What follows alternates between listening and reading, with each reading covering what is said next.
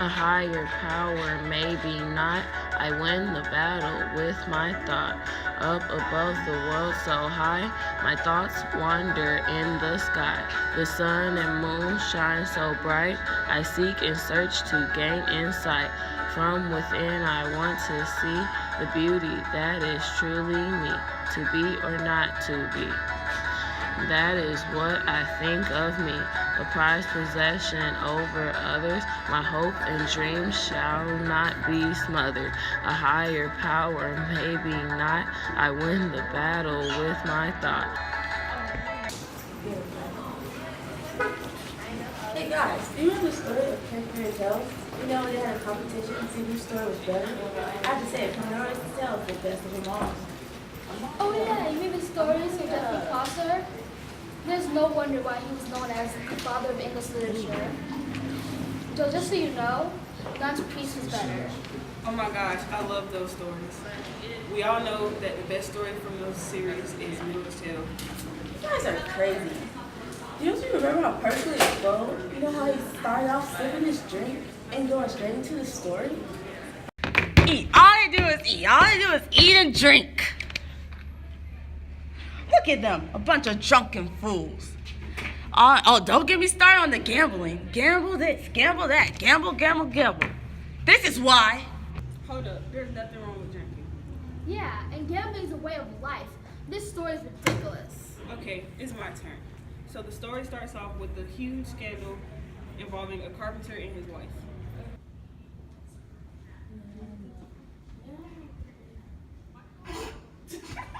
Okay, that's it. There's children involved. Let's keep it PG. Okay, let's stop procrastinating. Let me tell you the real best story. It's a fable with animals. Chancellor is always boasting, flocks around like he's top dog. Well, chicken in his case. He has a beautiful wife called Petitoli that always tells him to stop yapping about some dream. That's why he got taken by the fox. But luckily, he escaped. Okay, Kevin. I guess you do have the best story.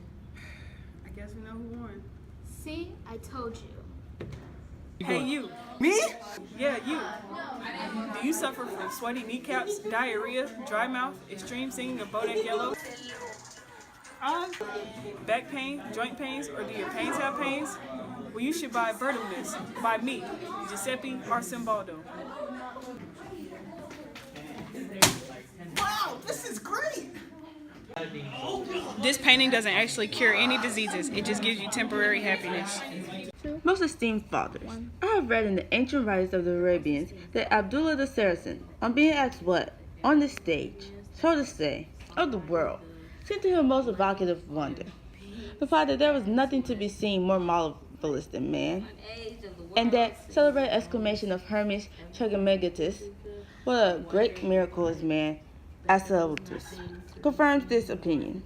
And still, as I reflected upon the basis assigned for these estimations, I was not fully persuaded by the diverse reasons advanced by a variety of persons for the presentment of human nature. For example, that man is the intermediary between creatures, that he is the familiar of the gods above him as he is the lord of the beings beneath him, and that by the acuteness of his senses, the inquiry of his reason, and the light of his intelligence, he is an interpreter of nature, set midway between the timeless, unchanging, and the flukes of time. The living union, as the Persians say, the very marriage hymn of the world, and, by David's testimony, but little lower than the angels. These reasons are all, without question, of great weight. Nevertheless, they do not touch the principal reasons, those, that is to say, which justify man's unique right to such unbounded admiration. Why, I ask, should we not admire the angels themselves, and the beatific choirs more? At long last, the Oration on the Dignity of Man was written by Giovanni Piccadella Mirandola in 1486. It is a speech that Mirandola never actually published in his lifetime. The reason being is because the church deemed his work so controversial and so far removed from church doctrine in its appreciation of non-Christian sources and its understanding of human nature and free will, that it branded Mirandola a heretic. The actual speech is split into two parts. The first part presents and deals with the philosophical basis of the speaker, and the second part announces and justifies the topics to be disputed. Mirandola accepted the premise that human beings are the most wonderful of all creations, but he inquired into the reasons why this should be so. Some, he said, believe that human beings are wonderful because they can reason and are close to God. Yet the same qualities, he pointed out, may be found among the angels. Mirandola ends his speech with an open call to all philosophers to join him in invigorating and stimulating debate.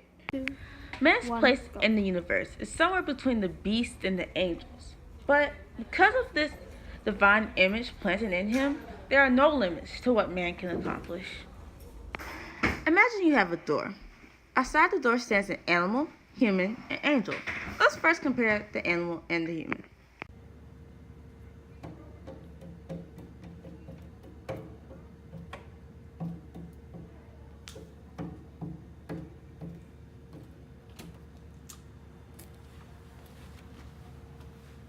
Okay.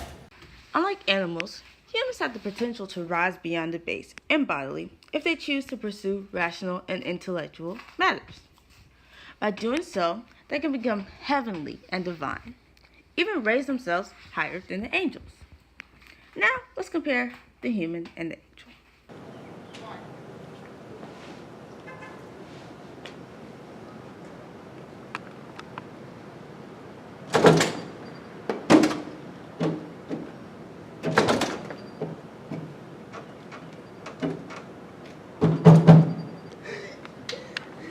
As you can see, the angel knows how to open the door, but angels are in fixed states or conditions and cannot aspire to rise above it. Angels do not have free will, so humanity's free will is its greatest asset, a gift from God, a blessing. If you see someone, slave to his belly, crawling on the ground, it is not a human being you see, but a plant. If you see someone who is enslaved by his senses, as though blinded by Capaccio, with empty imaginations, under a seductive spell, it is a brute you see, not a human being. If you see a philosopher discerning things with right reason, worship him. He is heavenly, not an earthly animal. If you see a pure contemplator, oblivious to his body, absorbed in the resources of his mind, this is neither an earthly nor a heavenly animal. This is a superior spirit, clothed with human flesh. Who, then, will not admire the human being? Philosophers are the most capable of reaching the divine. I go out to you all specifically to join me in invigorating and stimulating debate.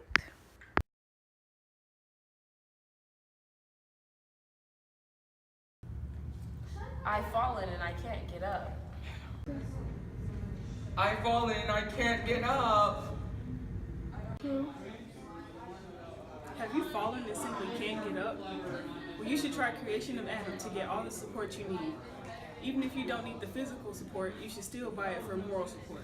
For just $18.99.99, you can get a 1x3 wallet size version. I'll buy it! I've fallen and I can't get up. So, how do we get all the foreigners out of Italy that will restore the royal bloodline? I'll have to educate you in the different types of principalities, which is why I brought He brought me, Alexander the Great. I ruled the hereditary principality because my father died, which we not inherited all. So you had a long rule, is that correct? Well, no. I conquered Greece, then Persia. I'm from the Middle East. It was easy to move like so. Then what happened? Well, I got sick and died. That's a nice way to go out. Next is Romulus. Oh, is he an extremely good leader? Well, I wouldn't exactly brag on me being a good leader. I just made new principality with my own power. And killing your brother. Oh, hush, you lost to a common cold. Please, gentlemen, I'm trying to think of something about this situation. It would be a good idea to use auxiliary troops. Choose my allies, correct? Or you can have an empire like mine, Cyrus the Great, which is a mixed principality, and you group all of your land into one. Wow, all this advice, it will surely help. brought to you by Edward Jones.